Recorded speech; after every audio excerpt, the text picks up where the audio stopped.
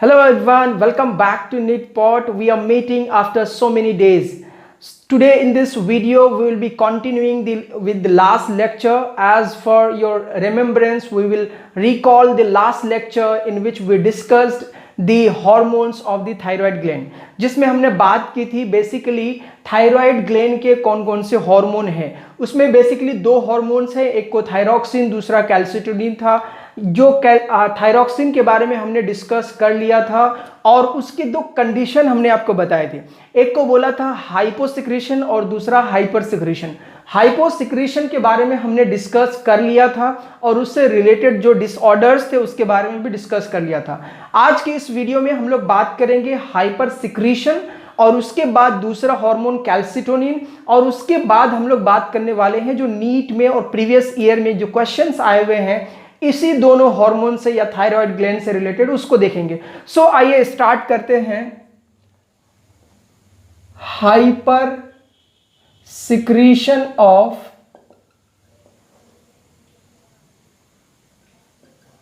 Thyroxine. Thyroxine hormone का hyper secretion जब होता है तो क्या होता है, उस केस में एक डिजीज होती है जिससे हम लोग बोलते हैं ग्रेव्स डिजीज, या इसी को बोलते हैं एक्सोप्थैल्मिक ग्वाइटर। अगर इसकी बात करें हम लोग ग्रेव्स डिजीज या एक्सोप्थैल्मिक ग्वाइटर की, तो जनरली क्या होता है कि जो इनलार्जमेंट ऑफ थायराइड ग्लैंड है वो देखा जाता है। So first is enlargement of thyroid gland, बड़ा हो जाता है।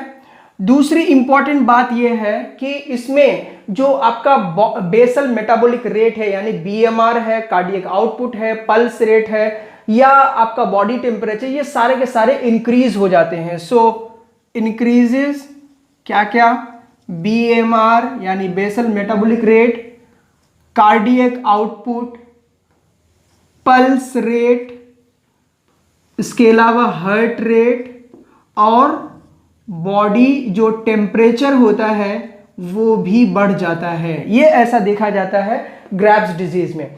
अब हम लोग बात करते हैं इसके नेक्स्ट जो डेफिशिएंसी या यूं कह लें कि जो नेक्स्ट सिम्टम्स होता है वो है बेसिकली ऑस्टियोपोरोसिस। ऑस्टियोपोरोसिस जो होता है basically loss of calcium and phosphorus. जब कैल्शियम और फास्फोरस की कमी हो जाती है तब ऑस्टियोपोरोसिस होता है, जिसकी वजह से जो हड्डियां या बोन्स होती है वो वीक हो जाती हैं। ज्यादातर टाइम में जो ऑस्टियोपोरोसिस का केस है वो ओल्डर एज के जो पीपल हैं उनमें देखा जाता है। So due to loss of calcium and phosphorus ये देखा जाता है। इसके अलावा अगर हम लोग बात करें तो ऐसे लोगों में यानी जो कि एक्सोप्थैल्मिक ग्वाइटर से पीड़ित होते हैं उनमें जो loss of calcium and phosphorus के साथ साथ उनके जो आई बॉल होते हैं यानी बल्जिंग आई बॉल्स दिखता है। So bulging eyeball with staring looks, बिल्कुल घूरता हुआ नजर आता है, और जो उसकी क्या बोलते हैं उसको आईब्रोज होती हैं, जो आईज होती हैं वो ब्लिंक जो है बहुत कम करती है। इसके अलावा rapid loss of body weight due to, या ऐसे लिख सकते हैं loss of body weight due to rapid breakdown of store food, यानी स्टोर फूड जो होता है उसका ब्रेकडाउन बहुत तेजी से होता है।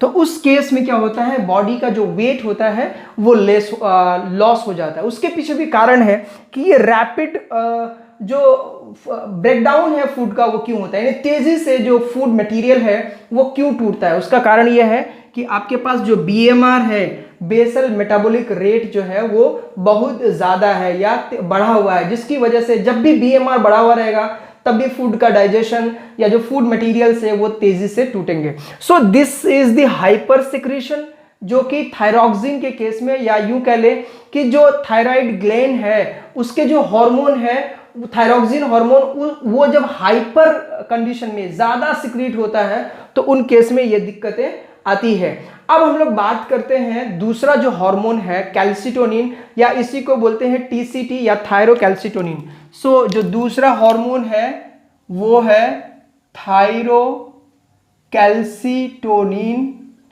या इसी को बोला जाता है कैल्सिटोनिन। कैल्सिटोनिन की अगर बात करें तो basically it is secreted by the parafollicular cells और G cells of the thyroid gland. So secreted by parafollicular or G cells of thyroid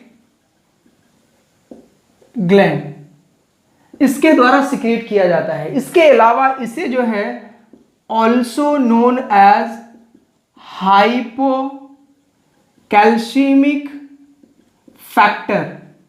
देखिए हाइपोकैल्सीमिक फैक्टर इसलिए कहा जाता है जब इसको हम इसके फंक्शंस को देखते हैं, क्योंकि ये कैल्शियम को लोअर करने का काम करता है। सो बेसिकली अगर हम इसके फंक्शन की बात करें तो ये क्या काम करता है, lower the calcium in serum. Serum में कैल्शियम को कम करता है और यहीं पे इंक्रीज करता है, इंक्रीज इन ब्लड, इसीलिए इसको हाइपोकैल्सीमिक फैक्टर भी कहा जाता है। Lower the calcium in serum and increase in blood. इसके अलावा बात करें तो reduce rate of blood clotting, यानी ब्लड क्लॉटिंग के रेट को भी कम कर देता है। इसके अलावा ये क्या करता है, prevention of hyper calcemic condition, prevention of hyper calcemic या हाइपर कैल्शीमिया इसको कह सकते हैं, इसको भी प्रिवेंट करता है। इसके अलावा इसके जो फंक्शंस हैं और भी बहुत सारे हैं, उनमें से एक है जैसे कि increases the secretion of calcium in urine. So ये फंक्शन है थायरोकैल्सिटोनिन या कैल्सिटोनिन के बारे में। इसके भी दो कंडीशन हैं, जैसे कि हमने थायरोक्सिन में बताया था आपको, इसके भी दो कंडीशन होंगे, एक को बोलते हैं हाइपोसिक्रीशन और हाइपर सिक्रीशन। अब हाइपोसिक्रीशन की बात करें तो जब हाइपोसिक्रीशन इसका सिक्रीशन कम होगा तब क्या होगा, तो उस केस में रिप्रोडक्टिव फेल्योर का कंडीशन देखा जाता है, यानी जो प्रजनन अंग है वो एक तरीके से फेल्योर हो जाता है।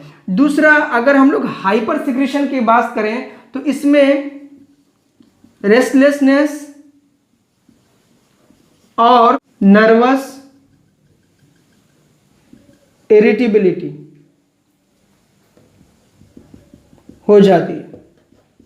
So these are the conditions जो कि हाइपोसिक्रीशन और हाइपर सिक्रीशन के केस में देखा जाता है। यानी रिप्रोडक्टिव फेल्योर, यानी प्रजनन अंग जो होता है वो या रिप्रोडक्टिव सिस्टम जो होता है वो फेल्योर हो जाता है, काम सही से नहीं करता है। इसके अलावा अगर हम हाइपर सिक्रीशन के केस में देखें तो रेस्टलेसनेस की कंडीशन, बिल्कुल एंजाइटी का कंडीशन बना रहता है, या नर्वस इरिटेबिलिटी, यानी जो मानसिक संतुलन है वो सही नहीं होता है। सो ये थे हार्मोन्स के बारे में, thyroxine as well as calcitonin.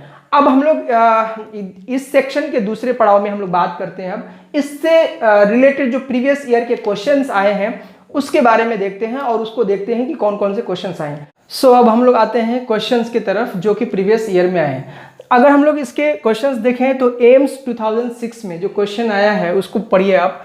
Tadpoles of frog can be grown as giant size tadpoles if they are first administered antithyroid substance like thiourea, administered large amount of thyroxine, reared on a diet rich in egg yolk, and the D is reared on a diet rich in both egg yolk and glucose। यानी question को पहले समझिए कि tadpoles of a frog जो है, tadpole कहते हैं larval stage को या लार्वल जो अवस्था होती है फ्रॉग में उसे। So tadpoles of frog can be grown, या ग्रोन होना चाहिए, can be grown as giant, यानी उस टैडपोल को बहुत बड़ा किया जा सकता है, यानी टैडपोल को लार्ज किया जा सकता है, जायंट किया जा सकता है इफ दे आर, अगर उसमें क्या इंटर किया जाए या क्या उसमें एडमिनिस्टर करें तो जायंट अवस्था में हो सके। देखिए यहाँ पे खास बात ये ध्यान देने वाली बात यह है कि जो थायरॉक्सिन हार्मोन है वो बेसिकली क्या करता है कि मेटामॉर्फोसिस में काम आता है। मेटामॉर्फोसिस का मतलब है, मान लीजिए लार्वल स्टेज है तो उसमें डिवीजन होकर डिफरेंशिएट होकर किसी दूसरे ऑर्गन का, यानी लार्वल स्टेज से उसको बड़ा करने में या डिफरेंशिएशन करने में मेटामॉर्फोसिस में हेल्प करता है। अगर किसी तरीके से यहाँ पे एडमिनिस्टर्ड किया जाए एंटी थायराइड सब्सटेंस, यानी एंटी थायराइड सब्सटेंस का मतलब हार्मोन रिलीज ना हो, थायराइड हार्मोन बेसिकली काम ना करे, या थायराइड ग्लैंड जो है वो काम ना करे जिसकी वजह से थायरॉक्सिन हार्मोन रिलीज ना हो, तो anti thyroid substance like thiourea.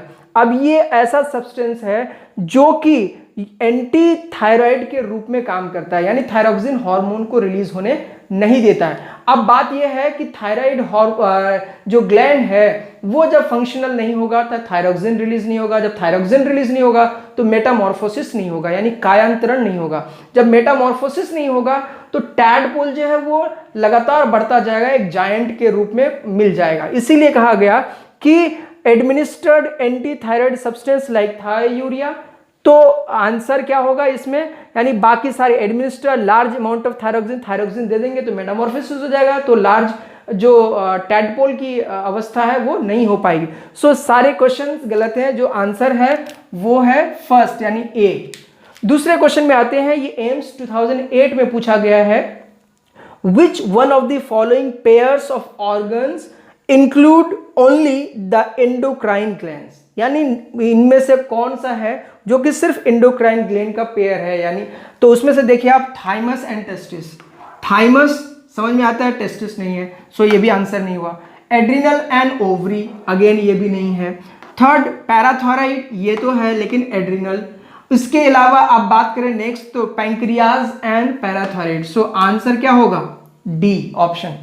सो नेक्स्ट क्वेश्चन अगर आप देखें तो ऑल इंडिया पीएमटी में, all India pre medical test में 2009 में पूछा गया है, a health disorder that results from the deficiency of thyroxine in adults and characterized by first a lower metabolic rate, second tendency to retain water in tissues, third increase body weight। देखिए question ये पूरा है, यानी थोड़ा सा tricky है। एक healthy person है जिसमें कि एक डिसऑर्डर होता है जो डेफिशिएंसी की वजह से थायरॉक्सिन, यानी एडल्ट्स में थायरॉक्सिन की कमी की वजह से कौन से डिजीज हो सकता है, और जिसमें कि ये कैरेक्टर है, यानी अगर ये किसी बंदे में ऐसा पाया जाता है कि लोअर मेटाबॉलिक रेट है और वाटर जो है टिश्यू में रह जाता है और उसके अलावा बॉडी वेट बढ़ जाता है, तो कौन से डिजीज या कौन सा डिसऑर्डर होगा। Number 1 simple goitre, number 2 myxoedema, cretinism and hypothyroidism. अब आप मुझे बताइए, ये सारे हम बता चुके हैं। अगर आप सिंपल ग्वाइटर के हैं यानी इनलार्जमेंट ऑफ थायराइड ग्लैंड होता है, तो यहाँ से देखिए tendency to retain water, body weight, ये नहीं है। अब बी देखिए मिक्स्ड एडिमा, मिक्स्ड एडिमा कहते हैं, जैसे एडिमा में क्या होता है, एडल्ट्स में बेसिकली वाटर जो है वो टिश्यूज में रिटेन होता है, जिसकी वजह से swelling of face, swelling of hands हो जाता है, जिसकी वजह से जो व्यक्ति होता है वो थोड़ा हेवी हो जाता है या बॉडी वेट बढ़ जाता है। So answer is B. अब नेक्स्ट क्वेश्चन की तरफ बढ़ते हैं, ये नीट 2013 में आया है। क्वेश्चन है, अ pregnant female delivers a baby who suffers from stunted growth, mental retardation, low IQ and abnormal skin. This is result of, यानी एक ऐसी फीमेल है जो कि एक बच्चा पैदा करती है और वो बच्चा क्या होता है, दिमागी रूप से, मानसिक रूप से जो है बहुत कम वृद्धि करता है, मेंटल रिटार्डेशन यानी उसमें ग्रोथ नहीं होती है। इसके अलावा उसका जो स्किन का कलर है वो एबनॉर्मल होता है। वो किस वजह से होता है वो हमें देखना है। नंबर 1 आप देखिए ए में, over secretion of pars distalis, no. Deficiency of iodine in diet, low secretion of growth hormone, cancer of thyroid gland, सारे गलत हैं। Answer is B. जब आयोडीन की कमी होती है तो हमने डिस्कस किया था आपको कि जो बेसिकली आयोडीन की कमी हो जाती है तब तो ऐसे स्टंटेड ग्रोथ जो है देखने को मिलता है। नेक्स्ट क्वेश्चन है नीट 2016 में आया हुआ है। सिंपली ये सीधा सीधा पूछ लिया, बहुत ही इजी क्वेश्चन है। Graves disease is due to, अभी हमने बताया आपको कि ग्रेव्स डिजीज क्यों हो सकता है, तो आइए देखते हैं आंसर क्या है। हाइपोसिक्रीशन ऑफ एड्रिनल ग्लैंड, ये नहीं होगा। दूसरा हाइपोसिक्रीशन ऑफ थायराइड ग्लैंड, नहीं होगा, हाइपो से नहीं होता। हाइपो के अलावा 4 मैंने बताया था, याद होगा आपको, कैम यानी 4 डिजीज होते हैं उससे डिसऑर्डर, तो ये भी नहीं होगा। नेक्स्ट है hyper secretion of adrenal gland, ये भी नहीं होगा। तो last is hyper secretion of thyroid gland, यानी थायराइड ग्लैंड जो है हाइपर सिक्रीशन जब करता है या एक तरीके से थायरोक्सिन हार्मोन बहुत ज़्यादा रिलीज होता है तब ये डिजीज हो जाता है, डिसऑर्डर होता है। सो ये थे क्वेश्चंस जो कि प्रीवियस ईयर में आए हुए थे। इसके अलावा भी बहुत सारे क्वेश्चंस आए हुए हैं। मैं कोशिश कर रहा हूं कि कुछ क्वेश्चंस आपके साथ शेयर करूं और आप ध्यान दीजिए कि सिर्फ 2 हार्मोन आपने पढ़ा और उससे रिलेटेड आपके 5 क्वेश्चंस तो हम यहां बता रहे हैं जो कि आए हुए हैं। इसके अलावा अगर आप ढूंढेंगे और 2-4 क्वेश्चन मिल जाएंगे आपको। सो आज के लिए इतना ही। हम लोग नेक्स्ट वीडियो में मिलते हैं जिसमें फिर दूसरे टॉपिक की बात करेंगे। अगर आपको मेरी वीडियो अच्छी लगती है, अगर आपको किसी भी तरीके से हेल्प करती है तो प्लीज़ मेरे चैनल को सब्सक्राइब कीजिए, वीडियो को शेयर कीजिए और लाइक कीजिए। Thank you for watching.